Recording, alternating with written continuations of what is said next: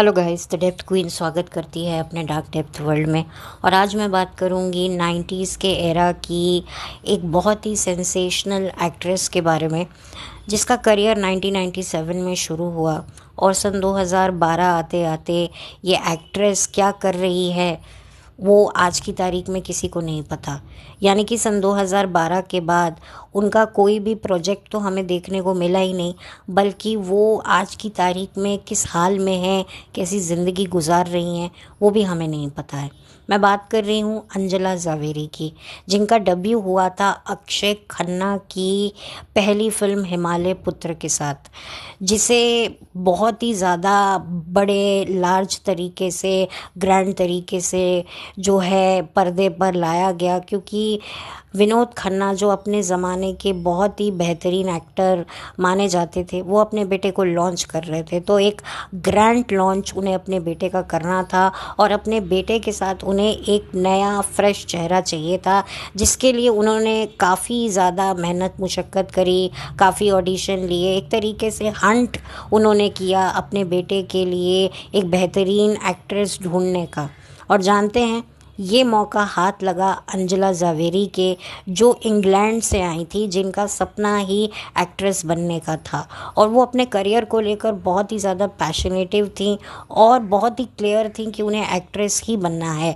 परिवार की रजामंदी भले ही नहीं थी, पर उन्हें अपने आप पर पूरा विश्वास था और इसी विश्वास के बलबूते पर उन्हें अक्षय खन्ना के साथ डेब्यू करने का मौका मिला।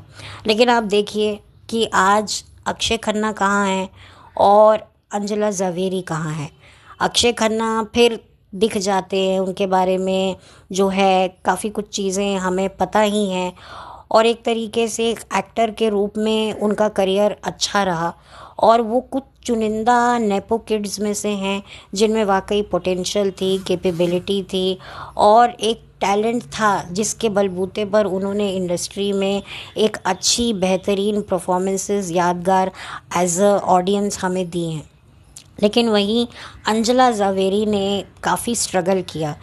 उन्हें as a lead pair Akshay Khanna के साथ जो है सिल्वर स्क्रीन पर उन्हें लाया गया, लेकिन उसके बाद धीरे धीरे वो साइड रोल में आ गई, सेकंड लीड एक्ट्रेस हो गई।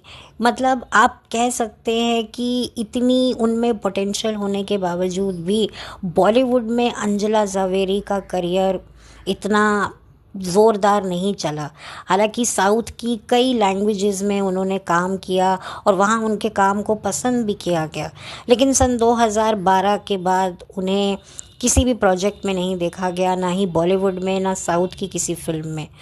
और उसके बाद किसी को भी नहीं पता कि वो कहाँ है। हाँ, इतना लोगों को पता है कि वो शादी कर चुकी हैं और उनके हाल फिलहाल अभी तक कोई बच्चे नहीं हैं। यहाँ तक कि उनके शौहर का नाम भी सब जानते हैं, जिनका नाम है तरुण अरोरा, जिन्हें आप गीत के अंशुमन के तौर पर जानते हैं।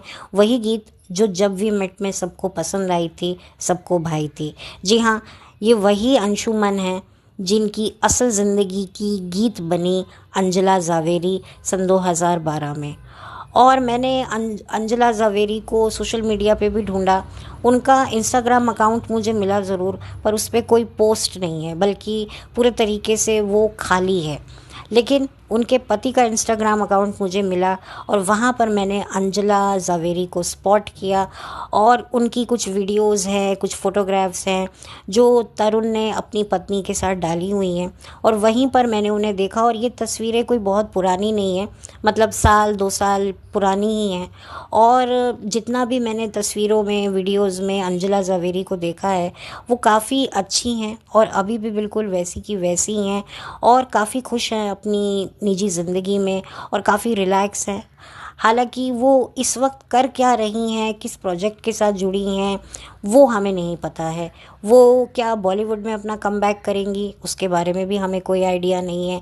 या वो कोई बिज़नेस कर रही हैं, या वो कोई जॉब कर रही हैं, या क्या कर रही हैं, हमें कुछ नहीं पता है।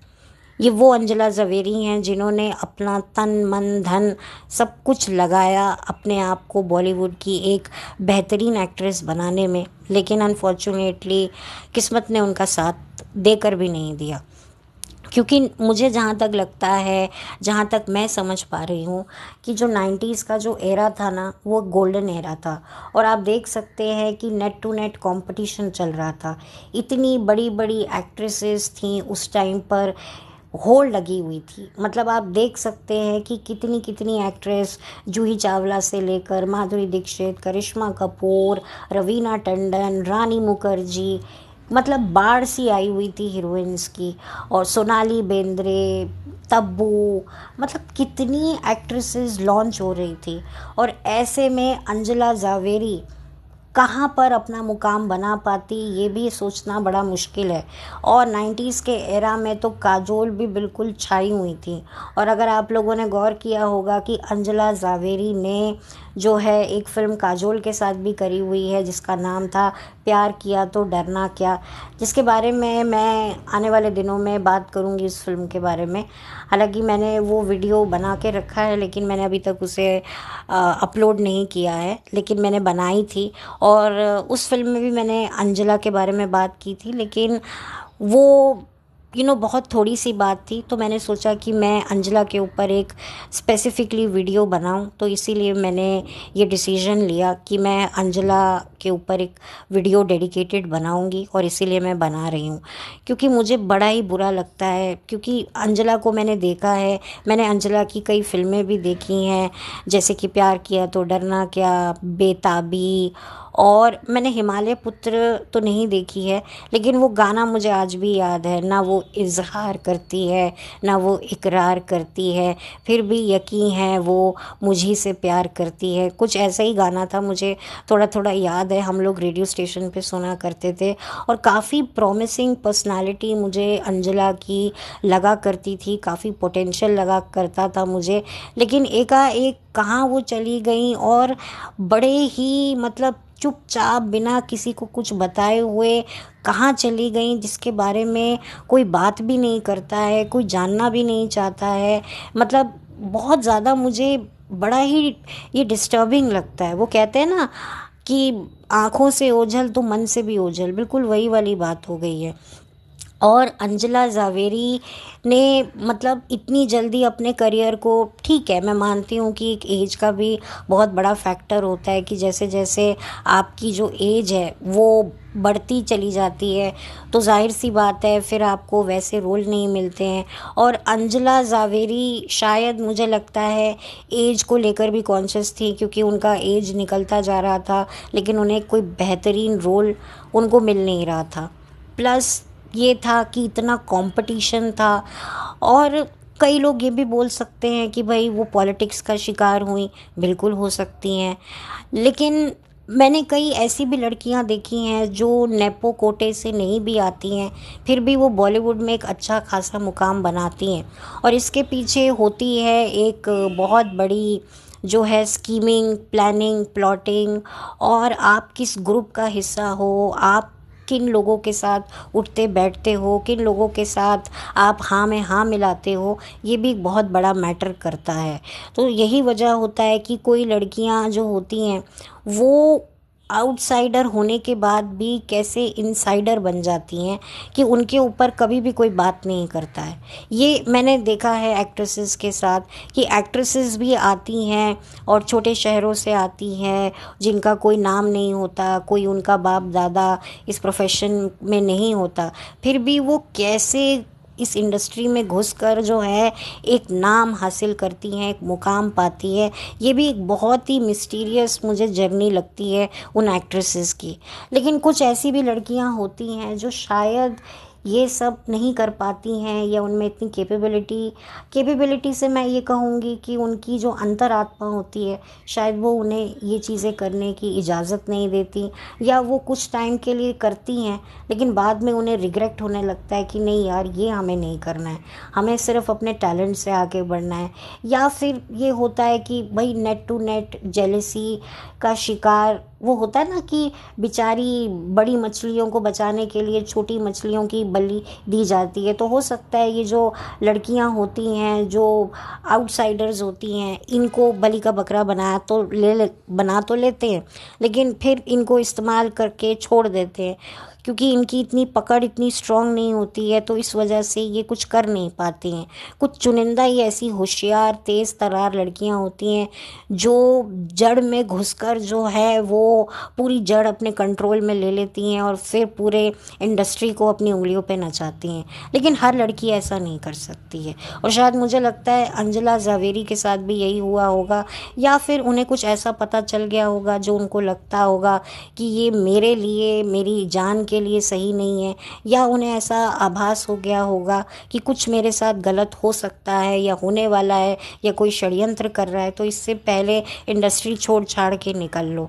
लेकिन उनके जो हस्बैंड हैं वो अभी भी काम कर रहे हैं। इनफैक्ट उन्होंने भी 90s में ही अपना डेब्यू किया था प्यार में कभी कभी, जो रिंकी खन्ना की फ़िल्म आई थी, उन्होंने उस फिल्म से अपनी शुरुआत की थी, और अभी भी वो कुछ ना कुछ करते हुए दिखते रहते हैं। लेकिन अंजला पूरे तरीके से अपने आप को इस इंडस्ट्री से दूर कर चुकी है। एक तरीके से वो चाहती ही नहीं है कि कोई मेरे बारे में कुछ जाने।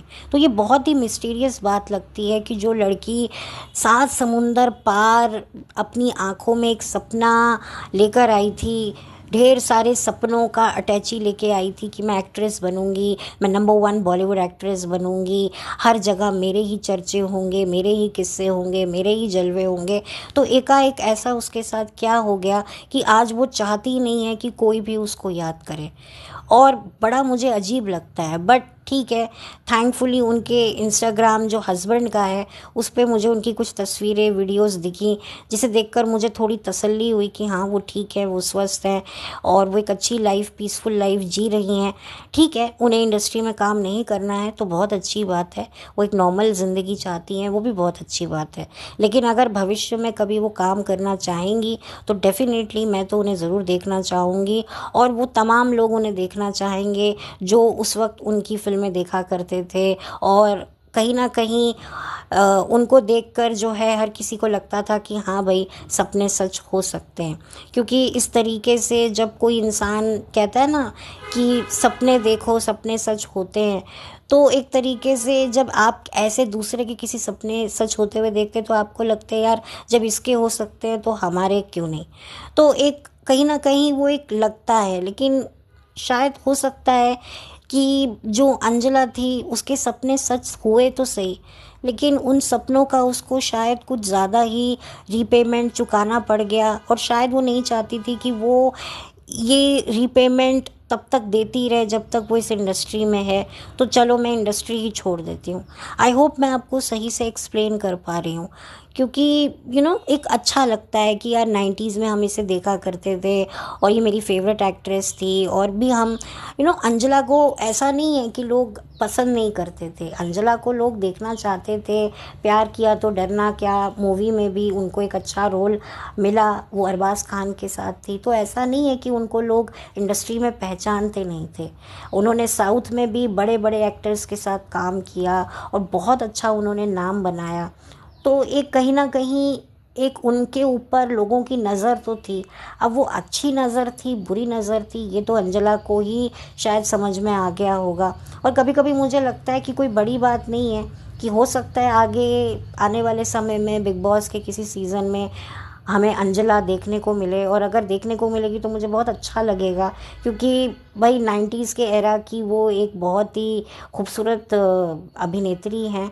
और डेफ़िनेटली मैं चाहूँगी कि अगर वो आना चाहें इंडस्ट्री में तो बिल्कुल आ सकती हैं। और आज की तारीख में अगर उनकी जो प्रतिद्वंदी थी, उनकी जो कॉम्पिटिटर थी, वो भी कुछ ना कुछ तो कर ही रही हैं, चाहे वो रवीना टंडन हो, माधुरी दीक्षित हो, इवन जो करिश्मा कपूर हो, वो भी कुछ ना कुछ करते हुए दिखा करती हैं। उनके बारे में कुछ ना कुछ बातें मीडिया में चलती ही रहती है। और तब्बू भी कुछ ना कुछ करते हुए हमें काम करते हुए दिखाई देती हैं। और रानी मुखर्जी को तो भाई नेशनल अवार्ड अभी हाल ही में मिला ही है। तो क्यों नहीं अभी जो है अंजला ऐसा कुछ करती हुई हमें दिखाई देती। अंजला के बारे में तो कोई बात भी नहीं करता है, और ये मुझे सबसे ज़्यादा बुरा लगता है कि यार ऐसा क्या हो गया, क्या हुआ उस लड़की के साथ। या फिर उसने खुद ने ही गिव अप कर लिया, या हो सकता है जिससे उसने शादी करी हो उसे ही ना पसंद हो उसका फिल्मों में आना। या हो सकता है कि अंजला का खुद का ही डिसीजन हो कि मुझे अब आना ही नहीं है। कई लोग अपने करियर के साथ, अपने सपनों के साथ समझौता नहीं करना चाहते। वो सोचते हैं कि नहीं यार, जो हमने सपना देखा है हमें बिल्कुल एग्जैक्टली वैसा ही चाहिए था और हमें मिला नहीं। पर कुछ लोग होते हैं जो थोड़ा प्लस माइनस कर लेते हैं कि चल यहाँ से नहीं तो यहाँ से सक्सेसफुल हो गए, बॉलीवुड से नहीं तो रीजनल सिनेमा से सक्सेस तो मिल रही है। तो ये भी रीज़न हो सकता है, या हो सकता है कि कोई बहुत ही खौफनाक, कोई भयानक कोई रीज़न हो जो शायद वो किसी को बता भी नहीं सकती हूँ।